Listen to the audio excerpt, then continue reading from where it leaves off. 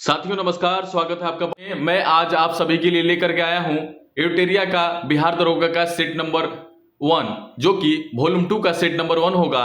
और आप सभी को मैं पूरे 100 क्वेश्चन का सेट डिस्कशन करवाऊंगा। तो साथियों आइए शुरू करते हैं। पढ़ो भारत का नाम लेकर के। नवीनतम आंकड़ों के अनुसार भारत में सर्वाधिक कोयला भंडार किस राज्य में है? नवीनतम आंकड़ों के अनुसार भारत में सर्वाधिक कोयला भंडार जो है ओडिशा में है साथियों। इसका राइट आंसर हो जाएगा ओडिशा में। आइए मानचित्र से समझते हैं। जैसे मान लीजिए हम भारत को 4 पार्ट में बांट देते हैं साथियों, ठीक है। तो जो ये बीच वाला क्षेत्र होता है ये हो जाता है झरिया। झरिया कहाँ है साथियों? ये कोयला उत्पादन करने वाला क्षेत्र है। झरिया झारखंड में है। झरिया कहाँ है? झारखंड में। उसके बाद आ जाता है रानीगंज। रानीगंज कहाँ है साथियों? रानीगंज जो है ये पश्चिम बंगाल में है साथियों। रानीगंज कहाँ है? पश्चिम बंगाल में। उसके बाद आ जाता है एमपी का क्षेत्र। एमपी का क्षेत्र जो है सिंगरौली है साथियों। एमपी का क्षेत्र कौन सा है? सिंगरौली। और उसके बाद आ जाता है पेंचकानन घाटी। पेंचकानन घाटी भी कोयला के लिए फेमस होता है। और पेंचकानन घाटी कहाँ है? मध्य प्रदेश में। आइए क्वेश्चन नंबर 2 देखते हैं। क्वेश्चन नंबर 2 है डिजिटल प्लेटफॉर्म एकलव्य का अनावरण किसने किया है? डिजिटल प्लेटफॉर्म एकलव्य का अनावरण किसने किया है साथियों? क्वेश्चन है डिजिटल प्लेटफॉर्म एकलव्य का अनावरण किसने किया है? साथियों पहला ऑप्शन है भारतीय सेना, दूसरा ऑप्शन है डीआरडीओ, तीसरा ऑप्शन है आईआईटी बॉम्बे, चौथा ऑप्शन है आईएसआरओ यानी कि इसरो। ठीक है, इसका राइट आंसर हो जाएगा भारतीय सेना।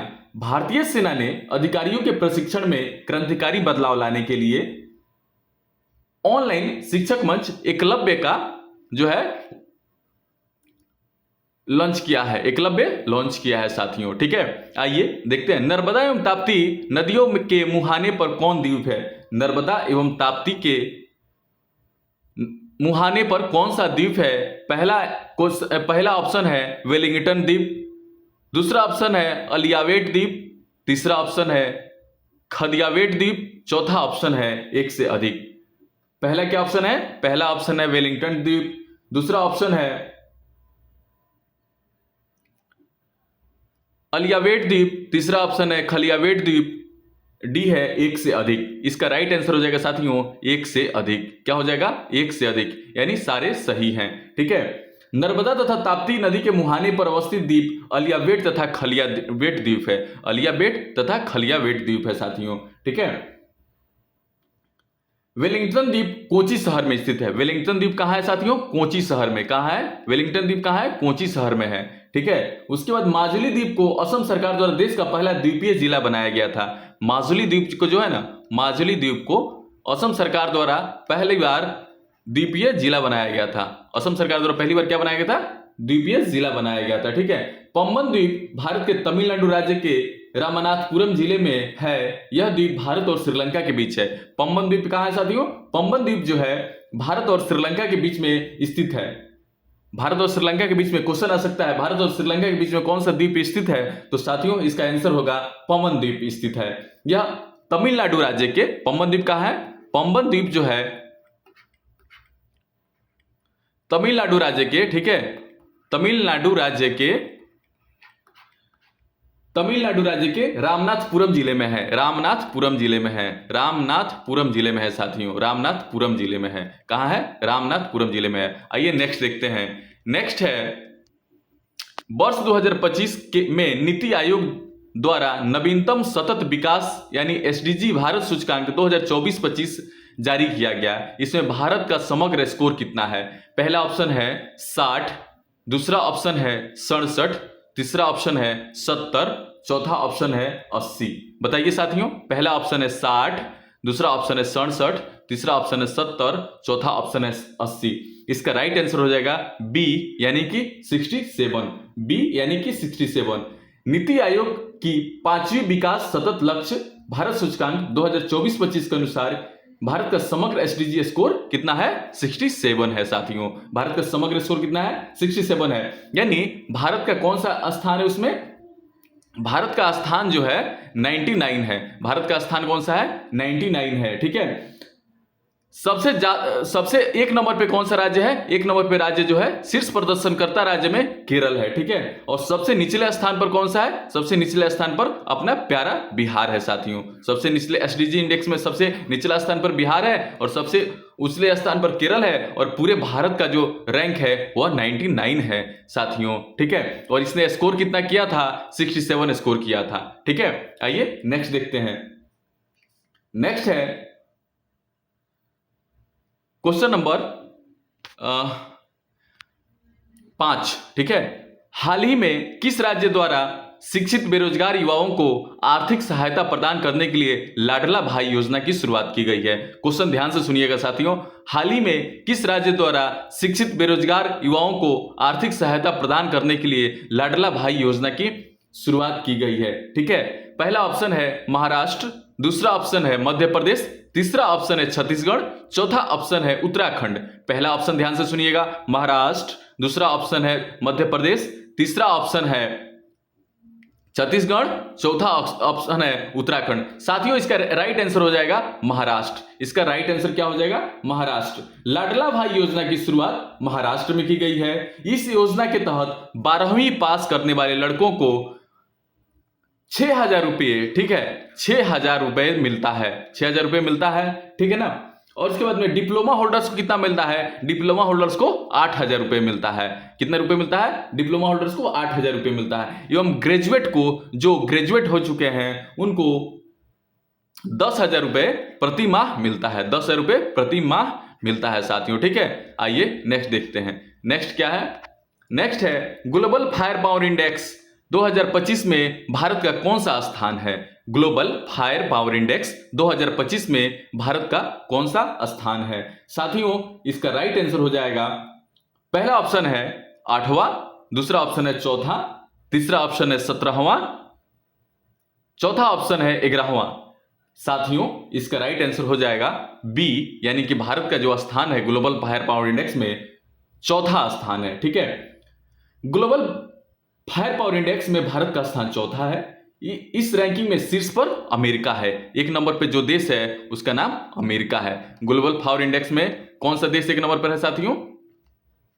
अमेरिका एक नंबर पर है, ठीक है, अमेरिका एक नंबर पर है। आइए नेक्स्ट देखते हैं। World happiness report, world happiness report, world happiness report में जो है भारत का स्थान जो है 168वां है, और इसमें जो एक नंबर पर है फिनलैंड है। कौन सा है? एक नंबर पर फिनलैंड है साथियों, ठीक है ना, एक नंबर पर फिनलैंड है।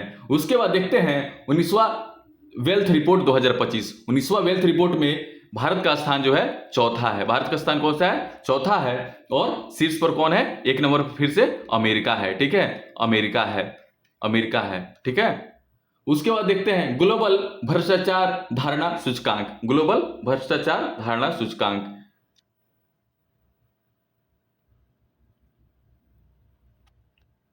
आइए शुरू करते हैं। ग्लोबल फायर पावर इंडेक्स में भारत का स्थान जो है कौन सा है साथियों? ग्लोबल फायर पावर इंडेक्स में भारत का स्थान जो है चौथा है। वर्ल्ड हैप्पीनेस रिकॉर्ड में, वर्ल्ड हैप्पीनेस रिपोर्ट में जो है WHR में भारत का स्थान जो है 118वां है। शीर्ष पर कौन सा है? शीर्ष पर एक नंबर पर जो है फिनलैंड है। प्यारा सा देश फिनलैंड है साथियों, प्यारा सा देश कौन सा है? फिनलैंड है। उसके बाद में 19वीं दी वेल्थ रिपोर्ट 2025 में भारत का स्थान जो है चौथा है, और जो है अमेरिका का स्थान है एक नंबर पर। एक नंबर पर कौन सा है? अमेरिका है साथियों, एक नंबर पर अमेरिका है। नेक्स्ट देखते हैं ग्लोबल भ्रष्टाचार धारणा सूचकांक 2025। ग्लोबल भ्रष्टाचार धारणा सूचकांक में भारत का स्थान 96 है, और डेनमार्क जो है, डेनमार्क एक नंबर पर है, डेनमार्क एक नंबर पर है। आइए नेक्स्ट देखते हैं हेनले पासपोर्ट इंडेक्स। कौन सा देखते हैं? हेनले पासपोर्ट इंडेक्स यानी HPI। HPI में भारत का स्थान जो है 85 है, और इसमें जो एक नंबर पर कौन सा है? सिंगापुर है साथियों, एक नंबर पर सिंगापुर है। कौन सा देश है? एक नंबर पर सिंगापुर है। आइए नेक्स्ट देखते हैं क्वेश्चन नंबर 7 देखते हैं। क्वेश्चन नंबर 7 है मेजर ध्यानचंद खेल रत्न पुरस्कार 2024 में कितने खिलाड़ियों को सम्मानित किए जाने की घोषणा की गई है? मेजर ध्यानचंद खेल रत्न पुरस्कार 2024 में कितने खिलाड़ियों को सम्मानित किए जाने की घोषणा की गई है साथियों? पहला ऑप्शन है 2, दूसरा ऑप्शन है 3, तीसरा ऑप्शन है 4, चौथा ऑप्शन है 5। इसका राइट आंसर हो जाएगा 4। इसका राइट आंसर हो जाएगा 4। 2024 में मेजर ध्यानचंद खेल रत्न पुरस्कार के लिए 4 खिलाड़ियों को नॉमिनेट किया गया है साथियों, ठीक है, जिसमें कौन कौन से खिलाड़ी हैं आइए जानते हैं। पहले ही नाम जो आया है 1 नंबर पे आई हैं मनु भास्कर। मनु भाकर जो है 1 नंबर पे आई हुई हैं। मनु भाकर कितने नंबर पे आई हुई हैं? 1 नंबर पे आई हुई हैं साथियों। दूसरे नंबर पर हैं हरनप्रीत सिंह। हरनप्रीत सिंह दूसरे नंबर कौन है? हरनप्रीत सिंह। तीसरे नंबर पे है 3 नंबर पे हैं प्रवीण कुमार, जो पैरा एथलेटिक के खिलाड़ी हैं। प्रवीण कुमार। प्रवीण कुमार क्या चीज खिलाड़ी है? पैरा एथलीट के खिलाड़ी हैं। और डी गुकेश। डी गुकेश जो है शतरंज के खिलाड़ी हैं। डी गुकेश क्या चीज खिलाड़ी हैं? डी गुकेश शतरंज के खिलाड़ी हैं। तो 2024 में जो मेजर ध्यानचंद पुरस्कार मिलने वाला है वो 4 लोगों को मिलेगा साथियों, ठीक है। आइए नेक्स्ट देखते हैं। नेक्स्ट है भारत का पहला स्वदेशी रूप से विकसित प्रदूषण नियंत्रण पोत का नाम क्या है? भारत का पहला स्वदेशी रूप से विकसित प्रदूषण नियंत्रण पोत का नाम क्या है, जिसे अगस्त 2024 में लॉन्च किया गया था? साथियों, पहला ऑप्शन है संधायक, दूसरा ऑप्शन है विक्रम, तीसरा ऑप्शन है अरिहंत, चौथा ऑप्शन है समुद्र प्रताप, ठीक है। इसका राइट आंसर हो जाएगा समुद्र प्रताप, ठीक है। समुद्र प्रताप भारत का पहला स्वदेशी रूप से विकसित प्रदूषण नियंत्रण पोत है। इसे 19 अगस्त, ठीक है, 2024 को गोवा में लॉन्च किया गया था। 2024 को कहां लॉन्च किया गया था? गोवा में लॉन्च किया गया था। यह गोवा शिपयार्ड लिमिटेड द्वारा निर्मित किया गया है। यह क्या किसके द्वारा लिमिटेड बनाया गया है साथियों? गोवा शिपयार्ड लिमिटेड द्वारा बनाया गया है, यानी जीएसएल द्वारा बनाया गया है। आइए नेक्स्ट देखते हैं क्वेश्चन नंबर 10। क्वेश्चन नंबर 10 है किस टाइगर सफारी के पास दुनिया की पहली ब्लैक टाइगर सफारी की स्थापना की जाने की योजना बनाई गई है? किस टाइगर रिजर्व के पास दुनिया की पहली ब्लैक टाइगर सफारी की स्थापना की जाने की परियोजना बनाई गई है? पहला ऑप्शन क्या है साथियों? पहला ऑप्शन है कान्हा टाइगर रिजर्व, दूसरा ऑप्शन है जिम कॉर्बेट टाइगर रिजर्व, तीसरा ऑप्शन है सिमलीपाल टाइगर रिजर्व, चौथा ऑप्शन है बांदीपुर टाइगर रिजर्व, ठीक है। पहला ऑप्शन क्या है? कान्हा टाइगर रिजर्व, दूसरा ऑप्शन है जिम टाइगर रिजर्व, तीसरा ऑप्शन है सिमलीपाल टाइगर रिजर्व, चौथा ऑप्शन है बांदीपुर टाइगर रिजर्व। साथियों, इसका राइट आंसर हो जाएगा सिमलीपाल टाइगर रिजर्व, ठीक है। सिमलीपाल टाइगर रिजर्व के पास दुनिया की पहली ब्लैक टाइगर सफारी की स्थापना की योजना बनाई जा रही है। सिमलीपाल टाइगर रिजर्व जो है कहां है? ओडिशा में है। कहां है सिमलीपाल टाइगर रिजर्व? कहां है? ओडिशा में है साथियों, ठीक है। आइए कुछ टाइगर रिजर्व के नाम जानते हैं। जिम कॉर्बेट टाइगर रिजर्व कहां है? Jim Corbett tiger reserve Uttarakhand में है। बांदीपुर टाइगर रिजर्व कर्नाटक में है। मानस टाइगर रिजर्व असम में है। कान्हा टाइगर रिजर्व मध्य प्रदेश में है। सुंदरवन टाइगर रिजर्व पश्चिम बंगाल में है। रणथंबोर टाइगर रिजर्व राजस्थान में है। पलामू टाइगर रिजर्व झारखंड में है। मेलघाट टाइगर रिजर्व महाराष्ट्र में है। सरिस्का टाइगर रिजर्व राजस्थान में है। पेरियार टाइगर रिजर्व केरल में है। इंद्रावती टाइगर रिजर्व छत्तीसगढ़ में है। नागार्जुन सागर श्रीशैलम टाइगर रिजर्व आंध्र प्रदेश में है साथियों। आइए क्वेश्चन नंबर देखते हैं 11 नंबर। क्वेश्चन नंबर 11 है 18वीं भारत वन स्थिति रिपोर्ट 2023 के अनुसार भारत के कितने प्रतिशत क्षेत्र में वन एवं वृक्षावरण में है? पहला ऑप्शन है 24.92%, दूसरा ऑप्शन है 25.17%, तीसरा ऑप्शन है 25.71%, चौथा ऑप्शन है 24.19%। पहला ऑप्शन है साथियों 24.92%, दूसरा ऑप्शन है 25.17%, तीसरा ऑप्शन है 25.71%, चौथा ऑप्शन है 24.19%। इसका राइट आंसर हो जाएगा साथियों 25.17%, यानी 25.17%। साथियों, हाल ही में पर्यावरण वन एवं जलवायु परिवर्तन मंत्रालय ने 18वीं वन स्थिति रिपोर्ट 2023 श्रृंखला की रिपोर्ट ISFR 23 जारी की है। भारत वन स्थिति रिपोर्ट को वन संरक्षण ऑफ इंडिया द्वारा वर्ष 1987 सॉरी साथियों, मैं थोड़ा मिस हो गया था। वर्ष 1987 से द्विवार्षिक आधार पर प्रकाशित किया जाता है। द्विवार्षिक आधार पर इसको प्रकाशित किया जाता है, यानी 2 वर्ष पर इसको प्रकाशित किया जाता है। 18वीं जो है 2023 में प्रकाशित की गई थी साथियों, 18वीं 2023 में प्रकाशित की गई थी।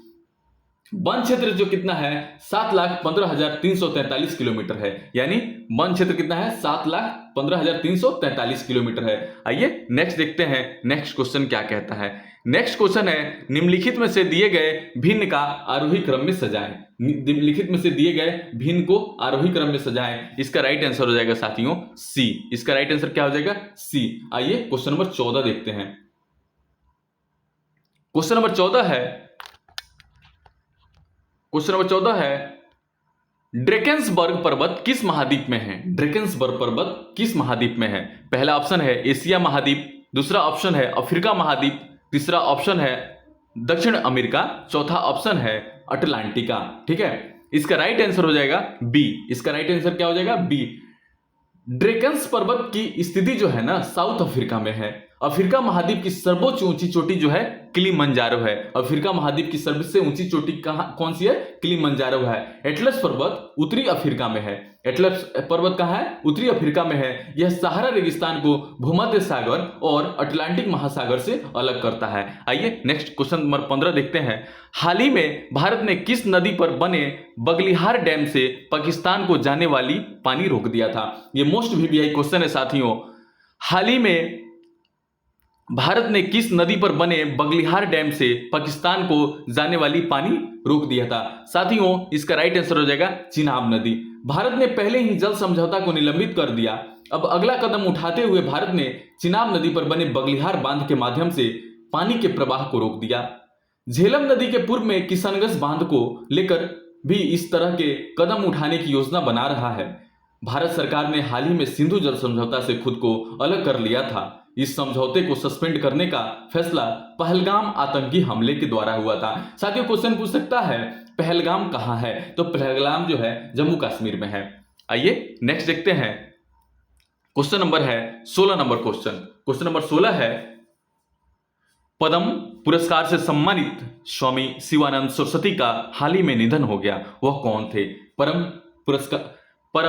पद्म पुरस्कार से सम्मानित स्वामी शिवानंद सरस्वती का हाल ही में निधन हो गया। वह कौन थे? साथियों वो योग गुरु थे। क्या थे? योग गुरु थे। आइए नेक्स्ट देखते हैं क्वेश्चन नंबर 17। ठीक है, क्वेश्चन नंबर 17 है लकुडी स्मारक किस राज्य में स्थित है जिसे यूनेस्को की विश्व धरोहर स्थलों की संभावित सूची में शामिल करने का प्रस्ताव रखा गया है? पहला ऑप्शन है कर्नाटक, दूसरा ऑप्शन है केरल, चौथा ऑप्शन है डी यानी कि आंध्र प्रदेश, तीसरा ऑप्शन है तमिलनाडु। साथियों इसका राइट आंसर हो जाएगा कर्नाटक। इसका राइट आंसर क्या हो जाएगा? कर्नाटक। ठीक है, कर्नाटक सरकार ने लकुडी स्मारकों और चालुक्यकालीन मंदिरों को यूनेस्को की अस्थायी सूची में शामिल करने हेतु प्रस्ताव तैयार किया है। इसका निर्माण 10वीं-12वीं शताब्दी में कल्याण चालुक्य वंश के शासन में हुआ था।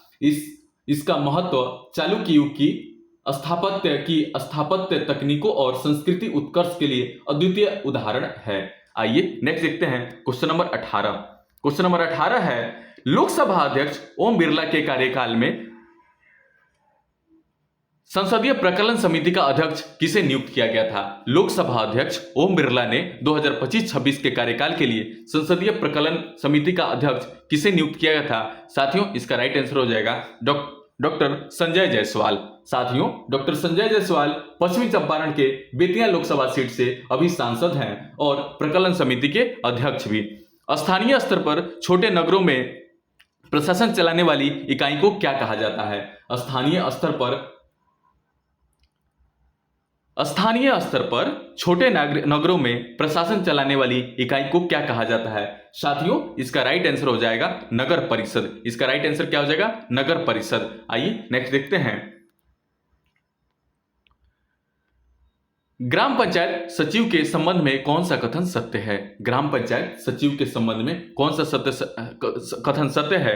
पहला ऑप्शन है उसे ग्राम पंचायत के मतदाताओं द्वारा निर्वाचित किया जाता है, उसे राज्य सरकार द्वारा मनोनयन किया जाता है, उसे राज्य सरकार द्वारा नियुक्त किया जाता है, उसे मनोनयन केंद्र द्वारा सरकार द्वारा किया जाता है। ठीक है, 20 नंबर क्वेश्चन का आंसर होगा सी। 20 नंबर क्वेश्चन का आंसर क्या होगा? सी। उसे राज्य सरकार द्वारा नियुक्त किया जाता है। आइए नेक्स्ट देखते हैं क्वेश्चन नंबर 21। क्वेश्चन नंबर 21 है, निम्न कथनों पर विचार कीजिए। संसद हमारे लोकतंत्र का आधार स्तंभ है। संसद में हमारे अपने मनोनीत प्रतिनिधियों के माध्यम से प्रतिनिधित्व पाते हैं। आइए क्वेश्चन नंबर 28। क्वेश्चन नंबर 28 का आंसर जो हो जाएगा केवल ए हो जाएगा साथियों, केवल ए हो जाएगा। आइए नेक्स्ट देखते हैं। नेक्स्ट है, इंदिरा सहनी एवं अन्य बनाम भारत संघ का प्रसिद्ध मामला किस लिए प्रसिद्ध है? इंदिरा सहनी एवं अन्य बनाम भारत संघ का मामला किस लिए प्रसिद्ध है? साथियों क्वेश्चन नंबर है अपना 22। ठीक है, 22 में है कि पहला ऑप्शन है अनुसूचित जाति और अनुसूचित जनजाति के लिए सरकारी सेवाओं में आरक्षण प्रदान करने से संबंधित होने के कारण। दूसरा ऑप्शन है सामाजिक और शैक्षणिक दृष्टि से पिछड़े वर्गों के लिए आरक्षण पर निर्णय देने के लिए। चौथा ऑप्शन है आर्थिक दृष्टि से कमजोर वर्गों के आरक्षण के फैसले पर निर्णय देने के लिए। चौथा ऑप्शन है डी, उपरोक्त सभी मामलों के लिए। इसका राइट आंसर हो जाएगा साथियों बी, सामाजिक और शैक्षणिक दृष्टि से पिछड़े वर्गों के लिए आरक्षण देने पर निर्णय लेकर। आइए 23 नंबर क्वेश्चन देखते हैं। 23 नंबर क्वेश्चन है, न्यायालय के द्वारा परमादेश रिट किसके विरुद्ध जारी किया जाता है? न्यायालय के द्वारा परमादेश रिट किसके द्वारा जारी किया जाता है? पहला ऑप्शन है किसी नागरिक के विरुद्ध, सार्वजनिक पदाधिकारी के विरुद्ध, नीचे न्यायालय के न्यायाधीश के विरुद्ध, उपरोक्त में से सभी के विरुद्ध। साथियों इसका राइट आंसर हो जाएगा सी नंबर, यानी 23 का सी नंबर, नागरिक के नीचे के न्यायालय के न्यायाधीश के विरुद्ध लाया जाता है। क्वेश्चन नंबर 24 है, किसी व्यक्ति को उसके प्राण और दैहिक स्वतंत्रता के संरक्षण में संविधान किस अनुच्छेद में वर्णित है? साथियों पहला ऑप्शन है आर्टिकल 20, आर्टिकल 21, आर्टिकल 22, आर्टिकल 32। साथियों इसका राइट आंसर जो हो जाएगा ऑप्शन नंबर बी हो जाएगा, यानी कि आर्टिकल 21। आइए देख लेते हैं कुछ आर्टिकल्स। आर्टिकल 19 जो होता है, आर्टिकल 19 ये क्या करता है? वाक्य एवं अभिव्यक्ति की स्वतंत्रता देता है, यानी आपको बोलने की जो स्वतंत्रता देता है वह आर्टिकल 19 देता है। साथियों आर्टिकल 20 जो होता है अपराधों के लिए दोष सिद्धि का अधिकार देता है, अपराधों के लिए दोष सिद्धि का अधिकार देता है साथियों। और नेक्स्ट है क्वेश्चन नंबर मतलब अनुच्छेद 22, कुछ दशाओं में गिरफ्तारी और निरोध के संरक्षण। 22 जो है कुछ दशाओं में गिरफ्तारी और निरोध के संरक्षण। आइए 25 नंबर क्वेश्चन देखते हैं।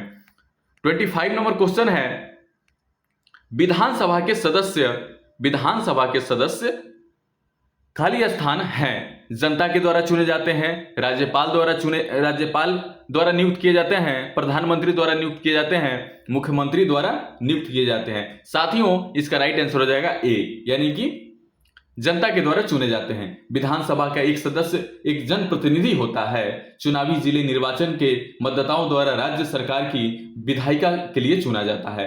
प्रत्येक निर्वाचन क्षेत्र में लोग एक प्रतिनिधि का चुनाव करते हैं जिसे विधानसभा के सदस्य के रूप में जाना जाता है। आइए क्वेश्चन नंबर 26 देखते हैं। क्वेश्चन नंबर 26 है, निम्नलिखित कथनों पर विचार कीजिए। केवल लोकसभा में ही धन विधेयक प्रस्तुत किया जा सकता है।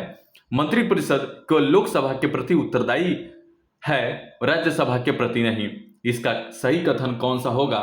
पहला कथन है केवल एक, दूसरा है केवल दो, तीसरा है एक और दो दोनों, चौथा है न तो एक और ना ही दो। इसका राइट आंसर हो जाएगा साथियों सी, एक और दो दोनों। ठीक है, आइए नेक्स्ट देखते हैं। नेक्स्ट है, स्वतंत्र भारत के प्रथम विदेश मंत्री कौन थे? स्वतंत्र भारत के प्रथम विदेश मंत्री कौन थे? साथियों पहला ऑप्शन है राजकुमारी अमृत कौर, दूसरा ऑप्शन है जवाहरलाल नेहरू, तीसरा ऑप्शन है जॉन मथाई, चौथा ऑप्शन है डॉक्टर भीमराव अंबेडकर। साथियों इसका राइट आंसर हो जाएगा जवाहरलाल नेहरू। आइए क्वेश्चन नंबर 28 देखते हैं। सूची 1 को सूची 2 से सुमेलित कीजिए तथा विकल्प में दिए गए कुंट की सहायता से सही उत्तर का चयन कीजिए। भारतीय जनसंघ की स्थापना किसने की थी? साथियों भारतीय जनसंघ की स्थापना जो है श्यामा प्रसाद मुखर्जी ने की थी। श्यामा प्रसाद मुखर्जी ने की थी। उसके बाद पूछ रहा है Republic party of India. Republic party of India की स्थापना भीमराव अंबेडकर ने की थी। रिपब्लिक पार्टी ऑफ इंडिया की स्थापना किसने की थी साथियों? भीमराव अंबेडकर ने की थी। तीसरा है स्वतंत्र पार्टी। स्वतंत्र पार्टी की स्थापना के.एम. मुंशी द्वारा की गई थी। इसका राइट आंसर हो जाएगा बी। ठीक है, इसका राइट आंसर हो जाएगा बी। आइए क्वेश्चन नंबर 29 देखते हैं। 29 है निम्नलिखित में से कौन सा विषाणु जनित रोग है? निम्नलिखित में से कौन सा विषाणु जनित रोग है? पहला ऑप्शन है हैजा, दूसरा है पोलियो, तीसरा है पोलियो, दूसरा है मलेरिया, चौथा है उपयुक्त में से सभी। आइए इसका राइट आंसर हो जाएगा सी यानी कि पोलियो। पोलियो एक संक्रामक तथा विषाणु जनित रोग है। यह वायरस तंत्रिका तंत्र को नुकसान पहुंचाता है जिससे मांसपेशियों की गति और नियंत्रण में समस्या आती है।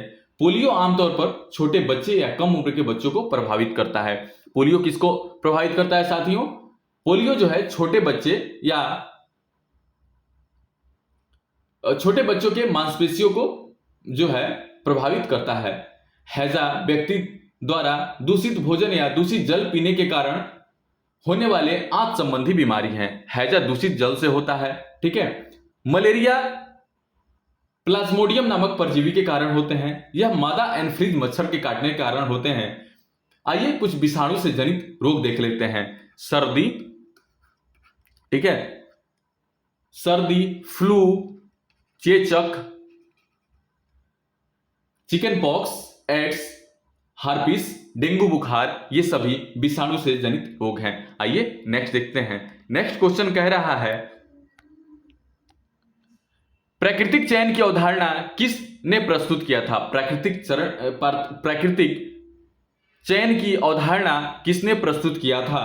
तो साथियों इसका राइट आंसर हो जाएगा बी यानी डार्विन ने प्रस्तुत किया था। मानव शरीर में निषेचन की प्रक्रिया कहां होती है? 31 नंबर क्वेश्चन है, मानव शरीर में निषेचन की प्रक्रिया कहां होती है साथियों? तो ये इसका राइट आंसर हो जाएगा डिंबाहनी यानी नलिका में हो जाती है। शुक्राणु के साथ एक अंडाणु के संलयन की प्रक्रिया को निषेचन कहते हैं। निषेचन के दौरान शुक्राणु अंडाणु के पारदर्शी अंडावरण स्तर के संपर्क में आता है और अतिरिक्त शुक्राणुओं के प्रवेश को रोकने हेतु उसके स्तर में बदलाव प्रेरित करता है। मानव शरीर में निषेचन की प्रक्रिया डिंबाहनी नलिका में होती है। डिंबाहनी नलिका को गर्भाशय नली भी कहा जाता है। यह अंडाणुओं को अंडाशय से गर्भाशय तक पहुंचाने में मदद करता है। ठीक है। नेक्स्ट क्वेश्चन है 32 नंबर, लैंगरहैंस दीपिकाओं में पाई जाने वाली बीटा कोशिका निम्नलिखित में से किस हार्मोन का स्राव करती है? लैंगरहैंस दीपिकाओं में पाई जाने वाली बीटा कोशिकाएं निम्नलिखित में से किस हार्मोन का स्राव करती है? साथियों इसका राइट आंसर हो जाएगा इंसुलिन। इसका राइट आंसर क्या हो जाएगा? इंसुलिन। लैंगरहैंस द्वीप अग्नाशय में मौजूद अंतःस्रावी कोशिकाओं के समूह होते हैं। ये कोशिकाएं मिलकर रक्त शर्करा के स्तर को नियंत्रित करता है। इन द्वीपों में कई तरह की कोशिकाएं होती हैं जिनमें कुछ प्रमुख होते हैं। अल्फा कोशिकाएं जो ग्लूकागॉन हार्मोन बनाती है, बीटा कोशिकाएं जो इंसुलिन हार्मोन बनाती है, डेल्टा कोशिकाएं जो सोमैटोस्टेटिन हार्मोन बनाती है। आइए 33 नंबर क्वेश्चन देखते हैं। 33 नंबर क्वेश्चन है पत्तियों का हरा रंग किस वर्णक के कारण दिखाई देता है? क्या क्वेश्चन है? पत्तियों का हरा वर्णक किस वर्णक के कारण दिखाई देता है? साथियों पहला ऑप्शन है क्लोरोफिल, दूसरा ऑप्शन है ज़ैंथोफिल, तीसरा ऑप्शन है कैरोटीनॉइड्स, चौथा ऑप्शन है उपयुक्त सभी। इसका राइट आंसर हो जाएगा ए यानी क्लोरोफिल। ठीक है। पत्तियों के हरे रंग के लिए जिम्मेदार जो वर्णक होता है क्लोरोफिल होता है। क्लोरोफिल प्रकाश संश्लेषण में शामिल एक महत्वपूर्ण वर्णक है जहां पौधे प्रकाश ऊर्जा को रासायनिक ऊर्जा में परिवर्तित करते हैं। ज़ैंथोफिल एक प्रकार का कैरोटीनॉइड्स है जो पीले और नारंगी रंग द्रव्यों का एक समूह है जो प्रकृति में व्यापक रूप से पाया जाता है। कैरोटीनॉइड्स प्राकृतिक रूप से पाए जाने वाले वर्णक का एक समूह है जो मुख्य रूप से फलों, सब्जियों, फूलों पर पाए जाने वाले चमकीले नारंगी और लाल रंग के लिए जिम्मेदार है। आइए नेक्स्ट क्वेश्चन देखते हैं 32 नंबर क्वेश्चन है। ठीक है। 32 नंबर क्वेश्चन है जब पादप कोशिकाओं से पानी बाहर निकल जाए तो कोशिका की झिल्ली सिकुड़कर कोशिका भित्ति से अलग हो जाती है, तब क्या होता है? ठीक है। इसके बाद पहला ऑप्शन दे रहा है परासरण, दूसरा ऑप्शन है अंतःशोषण, तीसरा ऑप्शन है जीव द्रव्य कुंचन, चौथा ऑप्शन है बाष्पोत्सर्जन। ठीक है, इसका राइट आंसर हो जाएगा जीव द्रव्य कुंचन। आइए नेक्स्ट देखते हैं 35 नंबर क्वेश्चन। 35 नंबर क्वेश्चन है सूची 1 को सूची 2 से मिलाना है। ठीक है, सूची 1 को सूची 2 से मिलाना है। पहला जो है क्लोरोफाइसी, क्लोरोफाइसी का क्या हो जाएगा, हरे सवाल हो जाएगा साथियों। क्लोरोफाइसी का क्या हो जाएगा, हरे सवाल हो जाएगा। दूसरा है रोडोफाइसी, दूसरा क्या है रोडोफाइसी, दूसरा क्या है रोडोफाइसी, रोडोफाइसी क्या हो जाएगा, लाल सवाल हो जाएगा। तीसरा है पियोफाइसी, पियोफाइसी का क्या हो जाएगा, भूरा सवाल हो जाएगा।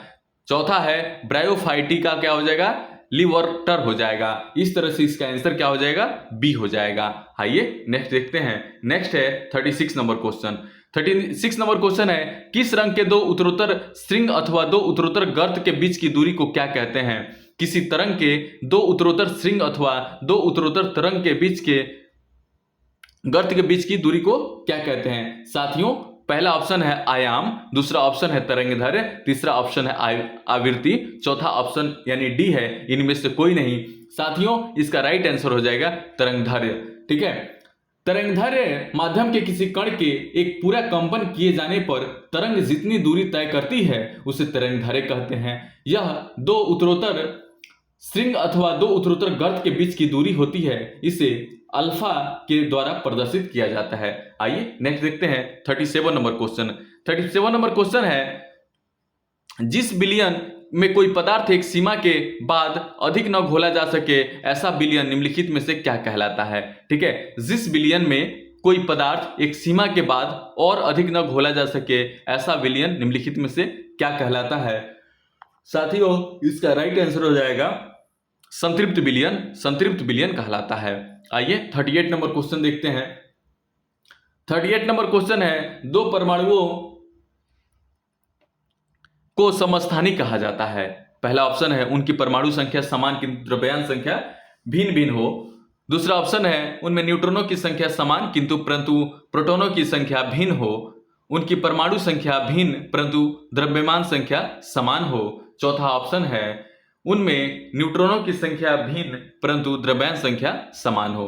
साथियों इसका राइट आंसर हो जाएगा ए।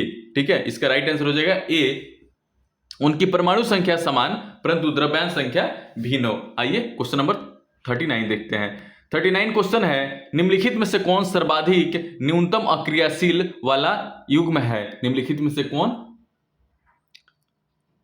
सर्वाधिक न्यूनतम अक्रियाशीलता वाला युग्म है साथियों। इसका आंसर जो हो जाएगा पोटेशियम हो जाएगा, पोटेशियम और हाइड्रोजन। ठीक है, पोटेशियम और हाइड्रोजन जो सबसे ज्यादा क्रियाशील हो जाएगा। ठीक है, potassium, sodium, calcium, aluminium, zinc, iron, lead, hydrogen, copper, mercury, silver, gold. यानी कि पोटेशियम जो होता है सबसे ज्यादा क्रियाशील होता है और गोल्ड जो होता है सबसे कम क्रियाशील होता है साथियों। आइए 40 नंबर क्वेश्चन देखते हैं। 40 नंबर क्वेश्चन है आवर्त सारणी में लिथियम से सीजियम की ओर जाने पर क्षार धातुओं का घनत्व सामान्यतः क्या होता है। आवर्त सारणी में लिथियम से सीजियम की ओर जाने पर क्षार धातुओं का घनत्व क्या होता है साथियों। यह बढ़ता है। क्या होता है, यह बढ़ता है। ताप तथा क्षार धातुएं बहुत ही नरम, हल्की तथा चांदी के समान श्वेत होती हैं। लिथियम से सीजियम की ओर बढ़ने पर क्षार धातुओं घनत्व सामान्यतः बढ़ता है। हालांकि घनत्व में वृद्धि की एक सामान्य प्रवृत्ति है, लेकिन पोटेशियम एक अपवाद है जिसका घनत्व सोडियम से कम होता है। आइए नेक्स्ट देखते हैं। नेक्स्ट क्वेश्चन क्या कहता है 41 नंबर है स्थिर आयतन पर किसी निश्चित मात्रा वाली गैस का दाब उसके परम ताप के समानुपाती है। निम्नलिखित में से कौन सा नियम सही है। 41 नंबर का राइट आंसर हो जाएगा गे-लुसाक का नियम। ताप तथा दाब के मध्य गणितीय संबंध को जोसेफ गे-लुसाक ने प्रतिपादित किया, जिसे गे-लुसाक का नियम कहा जाता है। इसके अनुसार स्थित आयतन पर किसी निश्चित मात्रा वाली गैस के दाब का उसके पास परम ताप समानुपाती होता है। ठीक है, P बराबर होता है K इंटू टी। ठीक है, जहां P बाई टी हो गया, जहां K स्थिरांक हो गया। ठीक ना, इस तरह से इसका सॉल्यूशन करेंगे। नेक्स्ट देखते हैं 42 नंबर क्वेश्चन। 42 नंबर क्वेश्चन है, न्यूटन का गति का दूसरा नियम क्या है? न्यूटन का गति का दूसरा नियम क्या है? साथियों, इसका राइट आंसर हो जाएगा बी। यह समझने के में सहायता करता है बल वस्तु के गति को किस प्रकार प्रभावित करता है। न्यूटन गति का दूसरा नियम बल के प्रभाव को समझने में सहायक होता है। न्यूटन के दूसरे नियम से बल का व्यंजन प्राप्त होता है। ठीक है, बल का व्यंजन प्राप्त होता है, जैसे F is equal M into A. ठीक है, आइए नेक्स्ट देखते हैं क्वेश्चन नंबर 43। क्वेश्चन नंबर 43 है, बैरोमीटर को, ठीक है, बैरोमीटर को, इसका राइट आंसर हो जाएगा साथियों 1 और 4। इसका राइट आंसर क्या हो जाएगा? 1 और 4, यानी कि इसमें से हो जाएगा सी नंबर। वायुमंडलीय दाब हेतु प्रयुक्त किया जाता है, मौसम के पूर्वानुमान हेतु प्रयुक्त किया जाता है। आइए क्वेश्चन नंबर 44 देखते हैं। क्वेश्चन नंबर 44 है, प्रतिध्वनि खाली स्थान के कारण सुनाई देती है। प्रतिध्वनि खाली स्थान के कारण सुनाई देती है साथियों ध्वनि तरंगों के परावर्तन के कारण। ध्वनि तरंगों के परावर्तन के कारण ध्वनि हमें सुनाई देती है। स्पष्ट प्रतिध्वनि सुनने के लिए ध्वनि के स्रोत से बाधा की न्यूनतम दूरी इस दूरी की आधी यानी 17.2 मीटर होनी चाहिए। मूल ध्वनि और परावर्तित ध्वनि के बीच समय अंतराल की स्पष्ट प्रतिध्वनि सुनने के लिए कम से कम 0.1 सेकेंड का समय होना चाहिए। ठीक है, आइए नेक्स्ट देखते हैं क्वेश्चन नंबर 45। क्वेश्चन नंबर 45 है, निम्नलिखित में से कौन सी इंद्रधनुष के निर्माण में भूमिका निभाती है? एक है अपवर्तन, दूसरा है पूर्ण आंतरिक परावर्तन, तीसरा है विक्षेपण, चौथा है उपरोक्त सभी। साथियों, इसका राइट आंसर हो जाएगा उपरोक्त सभी। आइए नेक्स्ट देखते हैं 46 नंबर। 46 नंबर क्वेश्चन है, तापमान बढ़ाने पर सभी शुद्ध धातुओं के प्रतिरोध पर क्या प्रभाव पड़ता है? 46 नंबर क्वेश्चन क्या है? तापमान बढ़ाने पर सभी शुद्ध धातुओं के प्रतिरोध पर क्या प्रभाव पड़ता है? साथियों, इसका राइट आंसर हो जाएगा 46 का बढ़ती है। बढ़ती है, ठीक है, बढ़ती है। 46 से क्या हो जाएगा? बढ़ती है। तापमान बढ़ाने पर सभी शुद्ध धातुओं का प्रतिरोध बढ़ जाता है। प्रतिरोध लंबाई के सीधे अनुपातिक और यह क्षेत्र के व्युत्क्रमानुपाती होता है। धातु गर्मी और बिजली का संचालन कर सकती है। धातुएं आघात वर्धन्य और तन होती है। चांदी विद्युत का सबसे अच्छा सुचालक होता है। चांदी जो होता है विद्युत का सबसे अच्छा सुचालक होता है। इसके बाद तांबा, सोना और एल्युमिनियम है। ठीक है, इसके बाद तांबा, सोना, एल्युमिनियम है। ठीक है, अर्धचालक पदार्थों का तापमान बढ़ाने से प्रतिरोध घटता है और अर्धचालकता बढ़ती है। परम शून्य ताप पर अर्धचालक पदार्थ आदर्श चालक के सदृश व्यवहार करते हैं। आइए नेक्स्ट देखते हैं। नेक्स्ट क्वेश्चन है, पानी का हिमांक बिंदु कितना होता है? पानी का हिमांक बिंदु कितना होता है? पहला ऑप्शन है 40 डिग्री फ़ारेनहाइट, दूसरा ऑप्शन है 42 डिग्री फ़ारेनहाइट, तीसरा ऑप्शन है 34 डिग्री फ़ारेनहाइट, चौथा ऑप्शन है 32 डिग्री फ़ारेनहाइट। साथियों, इसका राइट आंसर हो जाएगा 32 डिग्री फ़ारेनहाइट। इसको निकालने का क्या फॉर्मूला होता है? C-0/100 बराबर F-32/100 180, ठीक है, बराबर होता है R-O बटा 80। ठीक है, अब बराबर हो जाएगा K-273 बटा 100। ठीक है ना, इस तरह से इसका निकल जाता है मान। ठीक है, किलाउ ज्वालामुखी किस द्वीप पर स्थित है? साथियों, क्वेश्चन क्या पूछ रहा है? किलाउ ज्वालामुखी किस द्वीप पर स्थित है? 48 नंबर। यह जो है हवाई द्वीप पर स्थित है साथियों, हवाई द्वीप पर। किलाउ ज्वालामुखी किस द्वीप पर स्थित है? हवाई द्वीप पर। ठीक है, आइए नेक्स्ट देखते हैं। नेक्स्ट है 1934 में किसने नेतृत्व में कांग्रेस सोशलिस्ट पार्टी की स्थापना की गई थी? 1934 में किसके नेतृत्व में कांग्रेस सोशलिस्ट पार्टी की स्थापना की गई थी? साथियों, इसका राइट आंसर हो जाएगा आचार्य नरेंद्र देव और जयप्रकाश नारायण। आचार्य नरेंद्र देव और जयप्रकाश नारायण। ठीक है, आइए नेक्स्ट देखते हैं 50 नंबर क्वेश्चन। ठीक है, 50 नंबर क्वेश्चन है, निम्नलिखित में से कौन सा 1857 का अग्रगामी था? निम्नलिखित में से कौन सा अग्रगामी था? साथियों, जो सन्यासी विद्रोह उससे पहले हो गया था 1763 से 1800 ईस्वी में। ठीक है, 1763 से 1800 ईस्वी में सन्यासी विद्रोह हो गया था, उससे पूर्व हो गया था। यानी कि इसको अग्रगामी माना जाता है 1857 का। बंगाल और बिहार में हुआ था यह हिंदू सन्यासी और फकीरों द्वारा ब्रिटिश ईस्ट इंडिया कंपनी के खिलाफ हुआ था। आनंद मठ में सन्यासी विद्रोह का उल्लेख किया गया है। बारन हेगिस्टस ने इस विद्रोह का दमन किया था साथियों। आइए नेक्स्ट देखते हैं 51 नंबर क्वेश्चन। 51 नंबर क्वेश्चन है सूची 1 का सूची 2 से मिलान करिए तथा नीचे दिए गए कूट की सहायता से सही विकल्प का चयन कीजिए। ठीक है, सोम प्रकाश पहला पुस्तक का नाम है सोम प्रकाश। ठीक है, सोम प्रकाश के लेखक जो हैं ईश्वर चंद्र विद्यासागर हैं। सोम प्रकाश के लेखक कौन है? ईश्वर चंद्र विद्यासागर। दूसरा ऑप्शन है इंडियन मिरर। इंडियन मिरर के लेखक हैं देवेंद्र नाथ टैगोर। इंडियन मिरर के लेखक हैं देवेंद्र नाथ टैगोर। चौथा है युगांतर। युगांतर के लेखक हैं बरिंद्र कुमार घोष। चौथा का कौन सा है? युगांतर। युगांतर के लेखक हैं Barindra Kumar Ghosh. Native opinion. Native opinion के लेखक हैं बीएन मांडलिक। नेटिव ओपिनियन के लेखक कौन है? बीएन मांडलिक। इसका राइट आंसर हो जाएगा ए। आइए नेक्स्ट देखते हैं 52 नंबर। 52 नंबर क्वेश्चन है भारत में तुगलक वंश के बाद कौन सा वंश दिल्ली पर शासन किया? भारत में तुगलक वंश के बाद कौन सा वंश दिल्ली पर शासन किया? साथियों, जो सैयद वंश था, सैयद वंश तुगलक वंश के बाद शासन किया। दिल्ली सल्तनत पर शासन करने वाला चौथा वंश जो था सैयद वंश था। इस वंश का संस्थापक जो था खिज्र खां था। खिज्र खां तैमूरलंग का सेनापति था। भारत से लौटते समय तैमूरलंग ने खिज्र खां को मुल्तान, लाहौर और दीपालपुर का शासक नियुक्त किया था।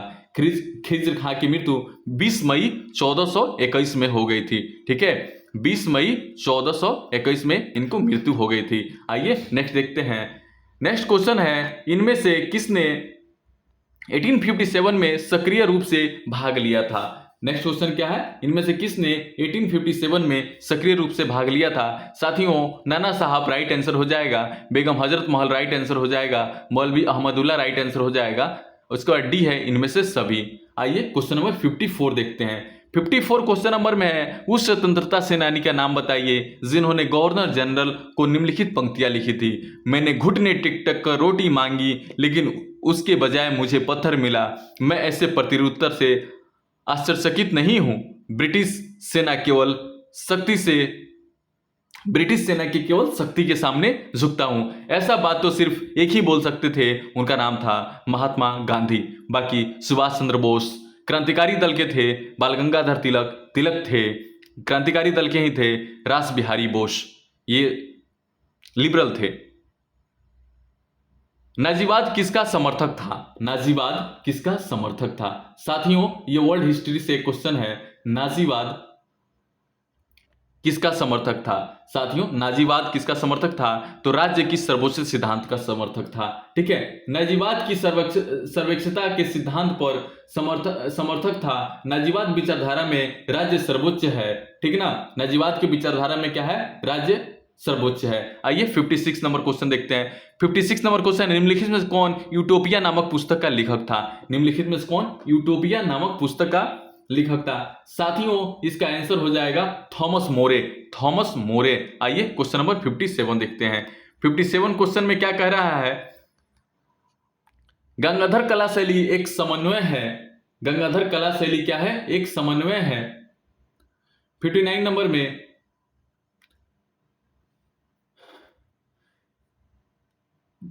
पहला ऑप्शन है भारतीय तथा फारसी कला का। दूसरा ऑप्शन है भारतीय तथा चीनी कला का। तीसरा ऑप्शन है भारतीय तथा कुर्की अफगानी कला का। चौथा ऑप्शन है भारतीय तथा यूनानी कला का। इसका राइट आंसर हो जाएगा साथियों डी। इसका राइट आंसर क्या हो जाएगा? डी। हर्ष के संबंध में निम्नलिखित में से कौन सा कथन असत्य है? हर्ष के संबंध में निम्नलिखित में से कौन सा कथन असत्य है? ठीक है, हर्ष के दरबारी कवि बाणभट्ट ने हर्ष की जीवनी लिखी है। ठीक है, ये राइट है साथियों, ये राइट है। फाहियान के शासनकाल में भारत आया था, ये गलत है। हर्ष अपनी राजधानी थानेश्वर से हटाकर कन्नौज ले गया था, राइट है साथियों। डी है इसका, हर्षवर्धन बौद्ध धर्म के महायान मत से प्रभावित था, यह भी सही है साथियों, यानी गलत है सिर्फ बी। गलत क्या है? बी गलत है। आइए नेक्स्ट है, चेर शासकों ने अपने अभिलेखों में किस भाषा का प्रयोग किया है? चेर शासकों ने अपनी भाषा में किस भाषा का प्रयोग किया है? चेर शासकों ने अपनी अभिलेखों में किस भाषा का प्रयोग किया साथियों? इसका राइट आंसर हो जाएगा मलयालम भाषा का प्रयोग किया है। नेक्स्ट है 62 में क्या क्वेश्चन है? महात्मा बुद्ध के संदर्भ में निम्नलिखित कथनों पर विचार कीजिए। 62 में क्या है, महात्मा बुद्ध के संदर्भ में निम्नलिखित कथनों पर विचार कीजिए। उन्होंने पहला अपना उपदेश सारनाथ में दिया था, ठीक है। उनके उपदेश आत्मा और परमात्मा के विषय में होते थे। साथियों एक गलत है, उन्होंने दुख को निवृत्ति के लिए अष्टांगिक मार्ग की तरह बताया। सही है साथियों, इसका राइट आंसर हो जाएगा 1 और 3 यानी कि सी। आइए क्वेश्चन नंबर 63 देखते हैं। क्वेश्चन नंबर 63 है, जनगणना 2011 के अनुसार भारत के निम्न में से किस केंद्र शासित प्रदेश का लिंगानुपात सर्वाधिक है। साथियों जनगणना 2011 के अनुसार भारत के निम्नलिखित में से किस केंद्र शासित प्रदेश का लिंगानुपात सर्वाधिक है। इसका राइट आंसर जो होगा, राइट आंसर इसका हो जाएगा पुडुचेरी। साथियों राइट इसका आंसर हो जाएगा पुडुचेरी, ठीक है। अंडमान निकोबार का जो जनसंख्या है 876 है। दादर और नागर हवेली, ये क्वेश्चन में आमतौर पे पूछता नहीं है साथियों, इसलिए इसको कट करते हैं। भारत और अमेरिका के बीच होने वाला संयुक्त सैन्य अभ्यास युद्धाभ्यास 2024 का आयोजन कहां किया गया था। भारत और अमेरिका के बीच होने वाला संयुक्त सैन्य अभ्यास युद्धाभ्यास 2024 का आयोजन कहां किया गया था। साथियों इसका आंसर हो जाएगा राजस्थान में किया गया था। युद्धाभ्यास भारत और अमेरिका के बीच होने वाला संयुक्त सैन्य अभ्यास है।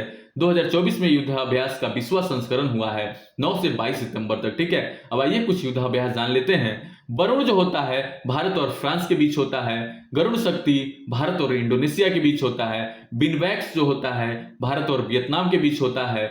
सूर्य किरण का 18वां जो अभ्यास हुआ भारत और नेपाल के बीच होता है। वज्र प्रहार जो भारत और अमेरिका के बीच होता है। साथियों आइए नेक्स्ट देखते हैं क्वेश्चन नंबर 65। क्वेश्चन नंबर 65 है, किस वायुदाब पेटी को अश्व अक्षांश कहा जाता है, ठीक है। किस वायुदाब पेटी को अक्ष अक्षांश कहा जाता है। साथियों इसका राइट आंसर हो जाएगा डी, यानी 30 से 35 जो नॉर्थ साउथ रहता है इसको अक्ष अक्षांश कहा जाता है, ठीक है। आइए नेक्स्ट देखते हैं 66 नंबर क्वेश्चन। 66 नंबर क्वेश्चन है, असत्य कथनों पर विचार कीजिए। पहला है सिंधु नदी जम्मू कश्मीर से प्रभावित होती है, ठीक है। दूसरा ऑप्शन है श्योक नदी झेलम की सहायक नदी है। तीसरा ऑप्शन है झेलम सिंधु की सबसे बड़ी सहायक नदी है। साथियों ये सभी गलत हैं, ठीक है। साथियों सभी गलत हैं। सिंधु नदी तंत्र के मुख्य रूप से सिंधु, झेलम, चिनाब, रावी, ब्यास और सतलुज शामिल हैं। झेलम और रावी चिनाब नदी से मिलती है।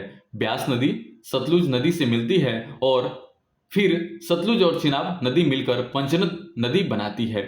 संयुक्त धारा 44 मील तक दक्षिण पश्चिमी की ओर बहती है और मिथानकोट में सिंधु नदी में मिल जाती है। आइए नेक्स्ट नंबर 67 देखते हैं। नेक्स्ट नंबर 67 है, हाल ही में किसने खेलो इंडिया यूथ गेम्स के 7वें संस्करण का उद्घाटन किया है। साथियों खेलो इंडिया यूथ गेम्स का उद्घाटन जो है प्रधानमंत्री नरेंद्र मोदी ने किया है, ठीक है। आइए नेक्स्ट देखते हैं 67 हो गया। 68 नंबर क्वेश्चन देखते हैं। सूची 1 को सूची 2 से मिलाना है, ठीक ना। सूची 1 को सूची 2 से मिलाना है। पहला है नर्मदा नदी। नर्मदा नदी जो है ओंकारेश्वर बांध का निर्माण करती है, ठीक है। चंबल नदी जो है चंबल राणा प्रताप सागर। चंबल का राइट आंसर क्या हो जाएगा, राणा प्रताप सागर। कृष्णा नदी का राइट आंसर हो जाएगा नागार्जुन सागर, ठीक है। कृष्णा नदी का क्या राइट आंसर हो जाएगा, नागार्जुन सागर। कावेरी नदी का हो जाएगा मेटूर बांध। कावेरी नदी का हो जाएगा मेटूर बांध साथियों, ठीक है। आइए 69 नंबर क्वेश्चन देखते हैं। 69 नंबर क्वेश्चन है, Mg2+ आयन का इलेक्ट्रॉनिक विन्यास क्या होगा। Mg2+ आयन का इलेक्ट्रॉनिक विन्यास क्या होगा साथियों, इसका राइट आंसर हो जाएगा 2 और 8। 2 और 8, ठीक है। मैग्नीशियम की परमाणु संख्या कितनी होती है, 12 होती है। 12 मैग्नीशियम की परमाणु संख्या होती है, उसमें इलेक्ट्रॉन की संख्या जो रहती है 12 ही रहती है साथियों, ठीक है। इसका इलेक्ट्रॉनिक विन्यास क्या होता है, 10-2 यानी कि सॉरी 12-2 होता है बराबर 10 हो गया, और 10, 2 और 8 का इलेक्ट्रॉनिक विन्यास होता है, ठीक है। आइए नेक्स्ट देखते हैं। क्वेश्चन नंबर है अपना 70 नंबर क्वेश्चन, ठीक है। 70 नंबर क्वेश्चन है, निम्नलिखित में से कौन सा बंदरगाह तमिलनाडु तट पर स्थित नहीं है। निम्नलिखित में से कौन सा बंदरगाह तमिलनाडु तट पर स्थित नहीं है। साथियों मछलीपट्टनम जो है तमिलनाडु तट पर स्थित नहीं है। वर्तमान में भारत में 13 बंदरगाह तथा 200 से अधिक छोटे बंदरगाह हैं। बड़े बंदरगाह कितने हैं, 13 हैं, तथा छोटे बंदरगाह 200+ हैं, ठीक है। भारत का सबसे बड़ा प्राकृतिक बंदरगाह कौन सा है? मुंबई में है। भारत का सबसे बड़ा प्राकृतिक बंदरगाह कहां से है? मुंबई में है साथियों। ठीक है। भारत सबसे बड़ा कृत्रिम बंदरगाह कहां है? सबसे बड़ा कृत्रिम बंदरगाह चेन्नई में है। सबसे गहरा बंदरगाह जो है विशाखापट्टनम में है। सागरमाला परियोजना बंदरगाह से संबंधित है। सागरमाला परियोजना क्या है? बंदरगाह से संबंधित है। आइए नेक्स्ट देखते हैं क्वेश्चन नंबर 71। निम्नलिखित में से जनजाति और राज्य की सबसे जोड़ी कौन सुमेलित नहीं है? निम्नलिखित में से जनजाति और राज्य की कौन सी जोड़ी सुमेलित नहीं है? ठीक है साथियों, आइए इसका ऑप्शन देखते हैं। भील गुजरात, ठीक है, भील गुजरात। गद्दी हिमाचल सही है। टोडा तमिलनाडु सही है। चौथा है डी यानी कि वासी केरल, नहीं सही है साथियों। ठीक है, वासी केरल नहीं साथियों, नहीं सही है, ये गलत है। आइए नेक्स्ट देखते हैं। विश्व में कॉफी का सर्वाधिक उत्पादन कहां होता है? 72 नंबर। विश्व में कॉफी का सर्वाधिक उत्पादन जो होता है ब्राजील में होता है। विश्व का कहवा पात्र ब्राजील को कहा जाता है। ब्राजील के सेंटोस पतन को कहवा पतन कहा जाता है। साओ पाउलो कहवा प्रांत कहा जाता है। विश्व में उच्चतम कोटि के कहवा जमैका के ब्लू माउंटेन में पाया जाता है। विश्व में कहवा के 3 प्रमुख किस्में पाई जाती है? कोफिका अरेबिका, कोफिका रोबस्टा, कोफिका लाइट बेटिया। ठीक है, आइए नेक्स्ट देखते हैं 73 नंबर क्वेश्चन। ताल की मिट्टी किस फसल के लिए उपयुक्त मानी जाती है? ताल की मिट्टी किस फसल के लिए उपयुक्त मानी जाती है साथियों? ताल की मिट्टी रबी फसल के लिए उपयुक्त मानी जाती है। आइए नेक्स्ट देखते हैं। क्वेश्चन नंबर है 74। असंगत जोड़ी को चुनना है। उदयपुर वन्यजीव अभयारण्य सही है साथियों। ठीक है, उदयपुर वन्यजीव अभयारण्य सही है। इसमें गलत जो है सी नंबर है। वाल्मीकि वन्यजीव अभयारण्य कहां है? पश्चिमी चंपारण में है। आइए देखते हैं कुछ वन्य अभयारण्य। गौतम बुद्ध पक्षी अभयारण्य कहां है? गया में है। नागी और नकटी पक्षी अभयारण्य कहां है? जमुई में है। संजय गांधी जैविक उद्यान कहां है? पटना में है साथियों। आइए नेक्स्ट देखते हैं 75 नंबर क्वेश्चन। 75 नंबर क्वेश्चन है, उत्तर पश्चिम भारत में सर्दियों के दिनों में होने वाली वर्षा का संबंध किस मानसून विक्षोभ से है? ठीक है, इसका राइट आंसर हो जाएगा पश्चिमी विक्षोभ से। पश्चिमी विक्षोभ से उत्तर पश्चिम भारत में सर्दियों में होने वाली वर्षा पश्चिमी विक्षोभ के कारण होती है। ठीक है, आइए नेक्स्ट देखते हैं 76 नंबर। कौन सा वैश्विक सम्मेलन ग्रीन हाउस गैस उत्सर्जनों में कमी के लिए आयोजित वैश्विक समझौते की दिशा में पहला कदम था? 76 नंबर क्वेश्चन है, कौन सा वैश्विक सम्मेलन ग्रीन हाउस गैस उत्सर्जनों में कमी के लिए आयोजित वैश्विक समझौते की दिशा में पहला कदम था? इसका राइट आंसर हो जाएगा रियो। इसका राइट आंसर हो जाएगा रियो 1992। इसका राइट आंसर क्या हो जाएगा? रियो 1992। नेक्स्ट है, यदि श्रम पूंजी से सस्ता है तो अधिक श्रम प्रधान विधियों का प्रयोग होगा, और यदि श्रम की अपेक्षा पूंजी सस्ती है तो उत्पादन में अधिक पूंजी प्रधान विधियों का प्रयोग होगा। ऊपर दिए गए विवरण किस प्रकार की अर्थव्यवस्था को दिखाते हैं? 77 नंबर अर्थव्यवस्था है साथियों, ये पूंजीवादी अर्थव्यवस्था को दिखाते हैं। निम्नलिखित में से किस पंचवर्षीय योजना की अर्थव्यवस्था के समाजवादी स्वरूप को अपनाया गया था? 78 नंबर क्वेश्चन है। 78 नंबर क्वेश्चन का राइट आंसर हो जाएगा द्वितीय पंचवर्षीय योजना में। ठीक है, द्वितीय पंचवर्षीय योजना में अर्थव्यवस्था के समाजवादी स्वरूप का आधार तैयार करने का प्रयास किया गया था। ठीक है, आइए नेक्स्ट देखते हैं। नेक्स्ट है 79 नंबर क्वेश्चन। 79 नंबर क्वेश्चन है, भारत को 1991 में एक आर्थिक संकट का सामना करना पड़ा था। भारत को 1991 में आर्थिक संकट का सामना करना पड़ा था साथियों। ठीक है, निम्नलिखित में से कौन सा संकट उसका प्रमुख कारण था? साथियों, इसका राइट आंसर हो जाएगा बाहरी ऋण का उच्च स्तर। ठीक है, 80 नंबर क्वेश्चन है, भारत का नियम बाजार का नियम किस अर्थशास्त्री ने दिया था? बाजार का नियम किस अर्थशास्त्री ने दिया था साथियों? इसका राइट आंसर हो जाएगा जेबीसे ने दिया था। ठीक है, जेबीसे के कारण, जेबीसे के बाजार के नियम के अनुसार पूर्ति एवं मांग का स्वयं निर्माण करती है। बाजार का नियम जेबीसे ने दिया था। जे.एम. किन्स ने रोजगार का सिद्धांत दिया था। जे.एम. किन्स ने किसका सिद्धांत दिया था साथियों? रोजगार का सिद्धांत दिया था। ठीक है, आइए नेक्स्ट देखते हैं। डेयरी आर्थिक गतिविधियों के किस क्षेत्र में आती है? डेयरी आर्थिक गतिविधियों के किस क्षेत्र में आती है साथियों? डेयरी जो होता है प्राथमिक में आती है। प्राथमिक में आती है। ठीक है, प्राथमिक गतिविधियां सीधे पर्यावरण पर निर्भर होती है, क्योंकि ये पृथ्वी के संसाधनों के उपयोग को संदर्भित करती है। इनमें वानिकी, कृषि, पशुपालन, खनन, मछली पकड़ना, मधुपालन इत्यादि आता है। ठीक है, आइए नेक्स्ट देखते हैं रेपो रेट क्या है। रेपो रेट क्या है, ठीक है, इसका राइट आंसर हो जाएगा रेपो रेट का वह दर जिस पर आरबीआई धन की कमी की स्थिति में वाणिज्य बैंकों को अल्पकालिक ऋण देती है, यानी सी हो जाएगा साथियों। रेपो दर वह दर है जिस पर किसी देश का केंद्रीय बैंक भारत के मामले में रिजर्व बैंक जैसे है किसी भी तरह की अल्पता की स्थिति में वाणिज्य बैंकों को पैसा उधार देता है। रेपो दर का उपयोग मैट्रिक आधारितों द्वारा मुद्रास्फीति को नियंत्रित करने के लिए किया जाता है। साथियों 83 नंबर है, निम्नलिखित में से किस दिन संयुक्त राष्ट्र शांति सैनिक का अंतर्राष्ट्रीय दिवस मनाया गया था। इसका राइट आंसर हो जाएगा 29 का क्या हो जाएगा, बी हो जाएगा।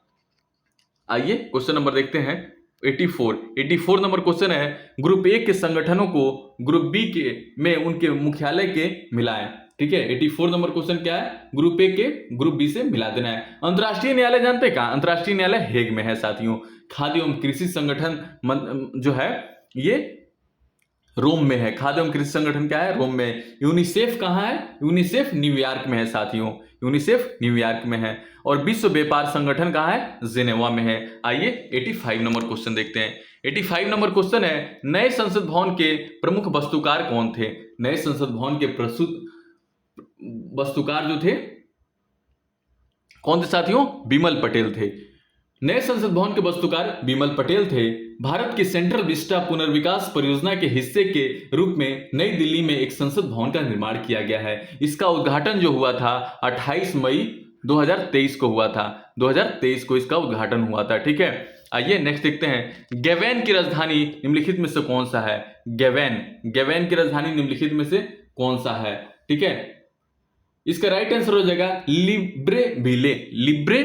साथियों इसका राइट आंसर क्या हो जाएगा, लिब्रेविले। ठीक है, 87 नंबर है, भारतीय प्राणी सर्वेक्षण की स्थापना निम्न में से किस वर्ष की गई थी। भारतीय प्राणी सर्वेक्षण की स्थापना निम्न में से किस वर्ष की गई थी। साथियों ये की गई थी 1916 में। भारतीय प्राणी सर्वेक्षण की स्थापना 1 जुलाई 1916 ईस्वी को की गई थी। ठीक है, 1916 ईस्वी को की गई थी। इसका उद्देश्य प्राणी शास्त्र के क्षेत्र में सर्वेक्षण, अन्वेषण और अनुसंधान को बढ़ावा देना है। इसका मुख्यालय कहां स्थित है, कोलकाता में इसका मुख्यालय है। ठीक है, आइए नेक्स्ट क्वेश्चन देखते हैं, अनुसूचित जाति एवं जनजाति अत्याचार निवारण अधिनियम कब लागू किया गया था। 88 नंबर क्वेश्चन है, अनुसूचित जाति एवं अनुसूचित जनजाति अत्याचार निवारण अधिनियम कब लागू किया गया था। साथियों इसका राइट आंसर हो जाएगा 1889 में। ठीक है, किस देश की संसद को नेसेट के नाम से जाना जाता है। किस देश की संसद को नेसेट के नाम से जाना जाता है। साथियों इसका राइट आंसर हो जाएगा इजराइल। इजराइल को नेसेट के नाम से जाना जाता है। ठीक है, चीन में नेशनल पीपुल्स कांग्रेस होता है। चीन के संसद को क्या बोलते हैं, नेशनल पीपुल कांग्रेस। तुर्की को क्या बोलते हैं, ग्रैंड नेशनल असेंबली। तुर्की को क्या बोलते हैं, ग्रैंड नेशनल असेंबली। और जापान के संसद को क्या बोलते हैं, डाइट। जापान के संसद को डाइट बोलते हैं साथियों। ठीक है, आइए नेक्स्ट देखते हैं। नेक्स्ट है, निम्नलिखित में से कौन प्रेम शब्द का पर्यायवाची नहीं है। प्रेम शब्द का पर्यायवाची नहीं है, तो आप लोग को पता है घृणा जो होता है प्रेम शब्द का पर्यायवाची नहीं होता है। जो कम बोलता है उसके लिए उपयुक्त शब्द जो होता है मितभाषी होता है। ठीक है, भरपेट किस समास का उदाहरण है। भरपेट किस समास का उदाहरण है। साथियों भरपेट जो है अव्ययी भाव का समास है, अव्ययी भाव समास है। अब कह रहा है 93 नंबर, change the active voice to passive voice. Change the active voice to passive voice. इसका राइट आंसर है, it is time for the bell to be rung. It is time to bell for the rung. ठीक है, आइए next देखते हैं 94 नंबर। 94 नंबर question है, fill in the blanks with suitable option. Fill in the blanks with suitable option.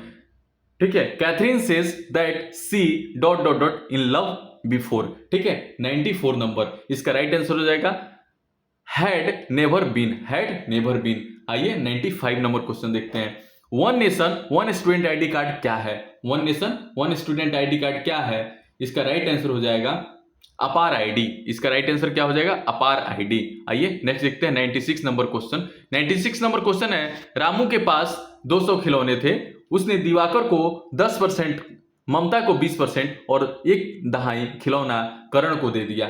ठीक है, 1/2 खिलौना किसको दे दिया? कर्ण को दे दिया। वितरण के बाद रामू के पास कितने खिलौने बचे साथियों? इसका राइट आंसर हो जाएगा 120। ठीक है, 97 नंबर का राइट आंसर हो जाएगा 16। 95 नंबर क्या कह रहा है? 5, 11, 25। ठीक है, इसका राइट आंसर हो जाएगा, ये रीजनिंग है, लुप्त संख्या इसमें ढूंढना है, इसका राइट आंसर है 25। आइए 99 नंबर देखते हैं। 99 नंबर है, दो महत्तम संख्याओं के एलसीएम और एचसीएफ का योग और अंतर क्रमशः 592 है और 518 है। यदि संख्याओं का योग 296 हो तो संख्या क्या होगी? 99 नंबर का क्या आंसर हो जाएगा साथियों?